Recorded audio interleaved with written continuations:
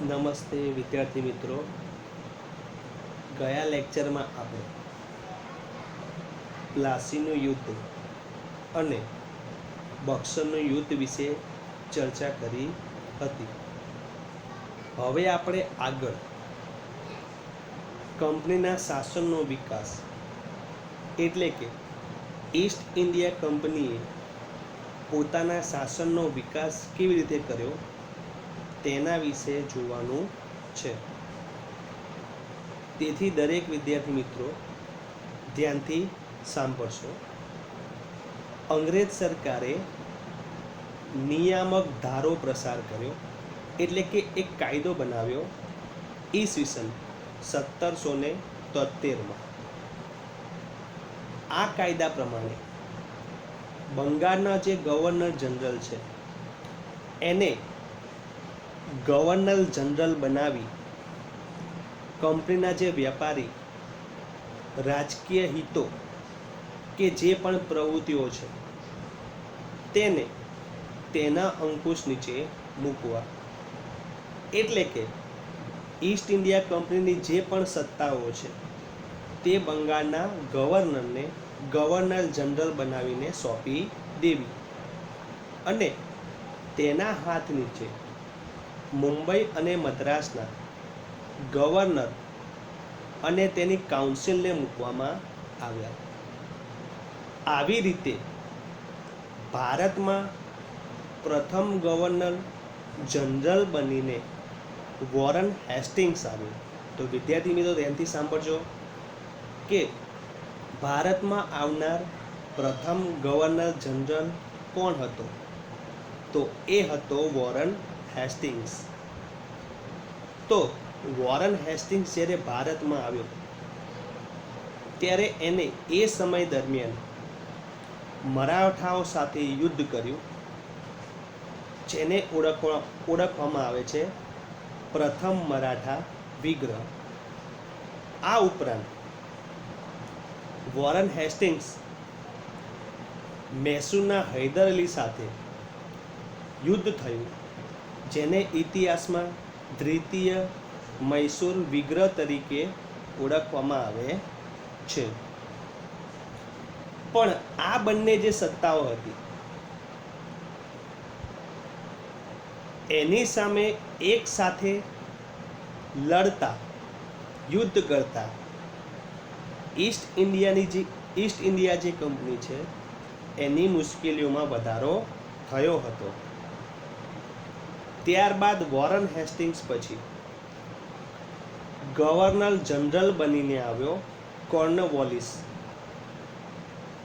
હવે એ સમયમાં મૈસૂરના વાઘ તરીકે જાણીતા હતા ટીપુ સુલતાન.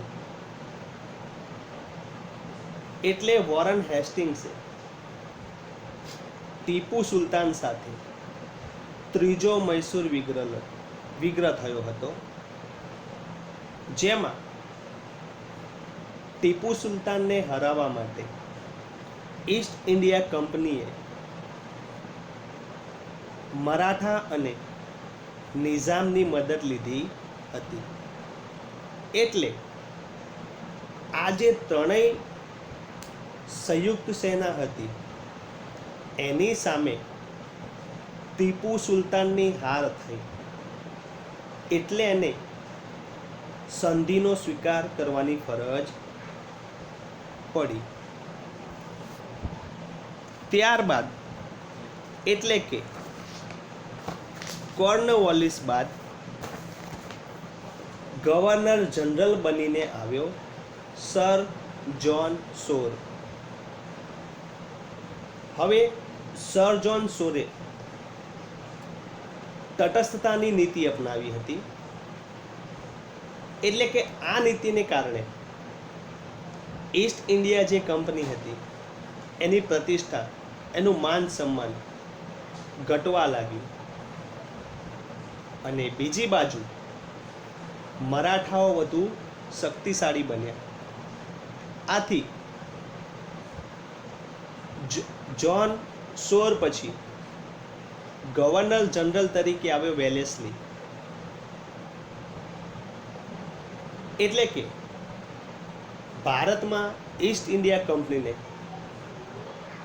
સર્વોપરી બનાવવાની જવાબદારી વેલેસ્લીના માથે આવી ગઈ. એટલે વેલેસ્લીએ સહાયકારી સૈન્યની યોજના દાખલ કરી. એટલે કે વેલેસ્લીએ જે યોજના બનાવી એને કહેવાય છે સહાયકારી યોજના.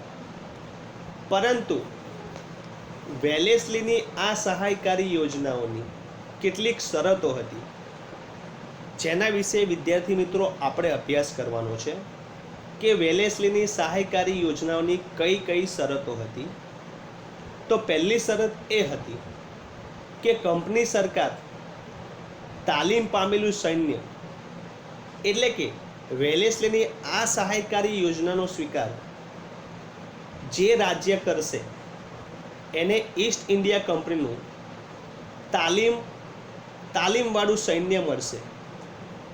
અને આ સૈન્ય રાજ્યની અંદર અને રાજ્યની બહાર જે પણ આક્રમણકારો હશે, દુશ્મનો હશે, એની સામે રાજ્યનું રક્ષણ કરશે.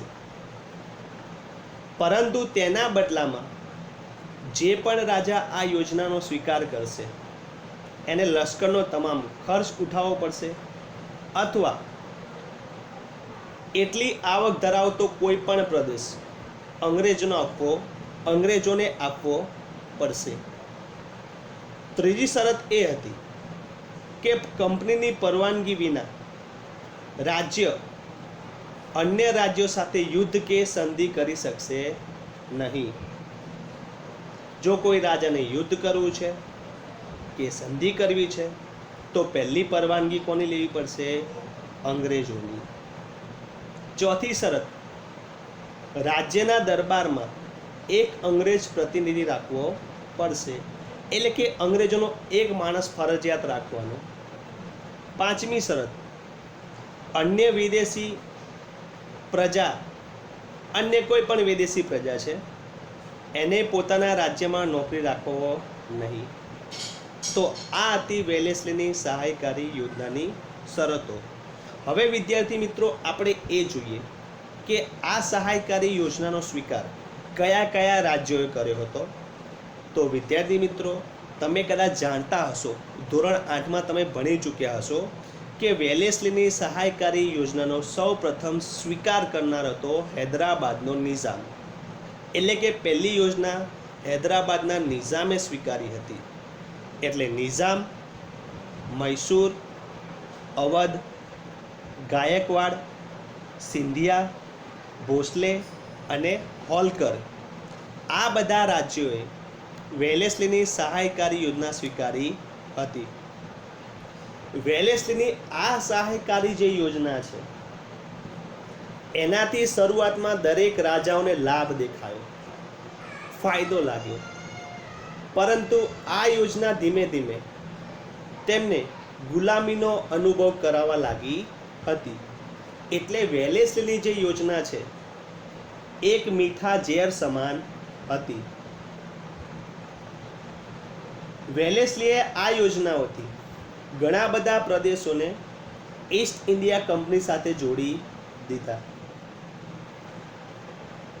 વેલેસ્લીએ ટીપુ સુલતાનને પણ આ યોજનાનો સ્વીકાર કરવાનું જણાવ્યું હતું, પરંતુ ટીપુ સુલતાને આ યોજનાનો સ્વીકાર કર્યો નહીં, ઇનકાર કરી દીધો, ના પાડી દીધી. એટલે ટીપુ સુલતાનને હરાવવા માટે ઈસ્ટ ઇન્ડિયા કંપનીએ નિઝામની મદદ લીધી અને ટીપુ સુલતાન સામે ચોથું મૈસૂર વિગ્રહ થયું. અને આ યુદ્ધમાં, એટલે કે આ લડાઈમાં ટીપુ સુલતાન યુદ્ધ લડતા લડતા મૃત્યુ થઈ ગયું. ત્યારબાદ વેલેસ્લીએ ટીપુ સુલતાનના રાજ્યને પણ આ યોજના સાથે જોડી દીધું. ત્યારબાદ ભારતમાં ગવર્નર જનરલ તરીકે વોરન હેસ્ટિંગ્સ પાછો આવ્યો. એટલે તેને નેપાળ સાથે યુદ્ધ કર્યું અને તેના ગુરખા જે લોકો છે એને લશ્કરમાં સમાવેશ કર્યો. હવે આ ગુરખાઓની મદદથી એને પિંડારાઓ સામે યુદ્ધ કર્યું અને તેમના ઉપર અંકુશ મેળવી લીધા. ત્રીજો મરાઠા વિગ્રહ કર્યો, જે મેં કીધું પિંડારાઓ સામે કર્યો. ત્યારબાદ ઈસ્ટ ઇન્ડિયા કંપનીએ પોતાની સર્વોપરિતા સાબિત કરી દીધી. ત્યારબાદ વિલિયમ બેન્ટિક ભારતમાં આવ્યો, પરંતુ અગાઉના જે ગવર્નર જનરલ હતા એની સરખામણીમાં તે ઉદાર ગવર્નર જનરલ તરીકે ઓળખાયો. તમારે આ સવાલ ખાલી જગ્યા વિકલ્પમાં પૂછાઈ શકે છે કે કયા ગવર્નર જનરલને ઉદાર ગવર્નર જનરલ તરીકે ઓળખવામાં આવે છે? તો લખવાનું વિલિયમ બેન્ટિક. એટલે કે અગાઉના જે પણ ગવર્નર જનરલો છે એમને જે સામ્રાજ્યવાદી નીતિ અપનાવી હતી એનાથી ઘણા બધા રાજ્યોમાં અસંતોષ ઊભો થયો હતો અને તે અસંતોષમાંથી એ રાજ્યો વચ્ચે એકતા ઊભી ન થાય એટલા માટે વિલિયમ બેન્ટિકે ઉદારમતવાદી નીતિ અપનાવી હતી. એટલે કે એને ઉદારમતવાદી કાર્યો પણ કર્યા હતા. ત્યારબાદ ભારતમાં ગવર્નર જનરલ તરીકે ડેલહાઉસી આવ્યો. ડેલહાઉસીએ ઉગ્ર સામ્રાજ્યવાદી નીતિમાં માનતો હતો એટલે એને ઉગ્ર સામ્રાજ્યવાદી નીતિ અપનાવી અને તેને એક સૂત્ર પણ આપી દીધું, જીત, જપ્તી અને ખાલસા. ઈસ્ટ ઇન્ડિયા કંપનીનો વિસ્તાર વધારવા માટે તેને એક સૂત્ર એટલે એક નીતિ પણ અપનાવી જેને કહેવાય છે જીત, જપ્તી અને ખાલસા નીતિ. ડેલહાઉસીએ જે ખાલસા નીતિ અપનાવી હતી એનાથી એને ઘણા બધા રાજ્યો જુદા જુદા બહાના હેઠળ ખાલસા કર્યા હતા, એટલે કે લઈ લીધા હતા. કયા કયા રાજ્યો એને ખાલસા કર્યા હતા તેની હવે વિસ્તારથી ચર્ચા કરીએ. તો એને યુદ્ધ દ્વારા જે રાજ્ય ખાલસા કર્યું હતું તે હતું પંજાબ અને બીજું રાજ્ય છે પેગુ, જે બર્માનો નીચલો ભાગ કહેવાય છે.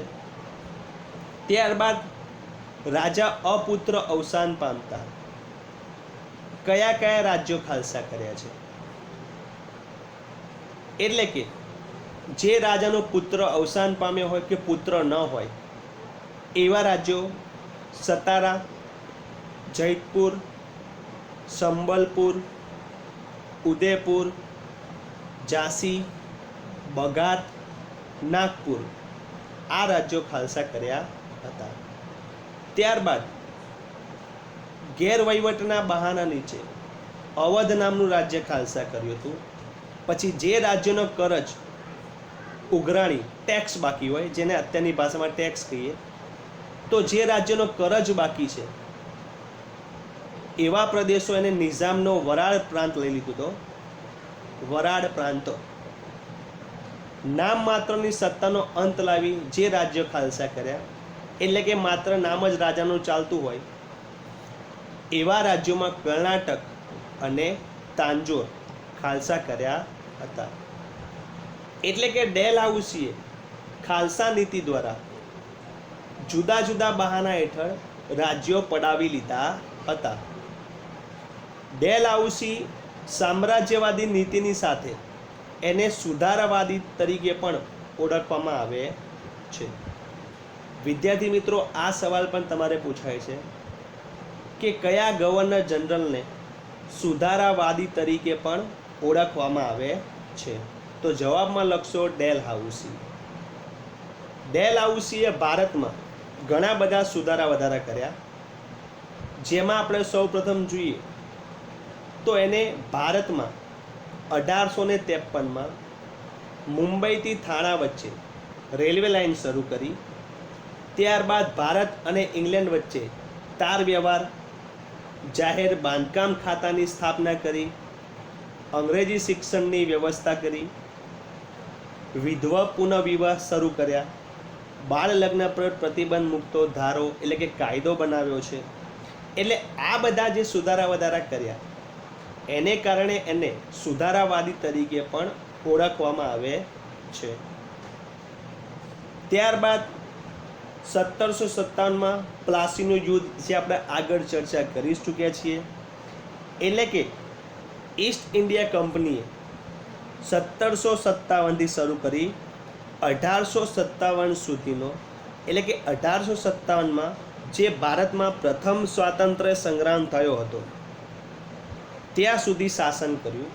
એટલે કે ઈસ્ટ ઇન્ડિયા કંપનીએ ભારતમાં 100 વર્ષ સુધી શાસન કર્યું હતું.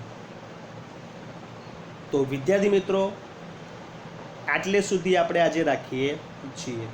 બાકીનું આપણે આવતા લેક્ચરમાં જોઈશું. ત્યાં સુધી ઘરમાં રહો અને સુરક્ષિત રહો. જય હિન્દ, જય ભારત.